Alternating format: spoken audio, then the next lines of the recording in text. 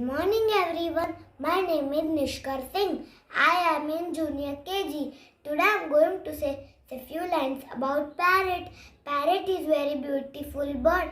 Parrot is a domestic bird. It is a pet bird. It has green feather. It has a red beak. Parrot eat grain, fruits and vegetables. It is a talking bird.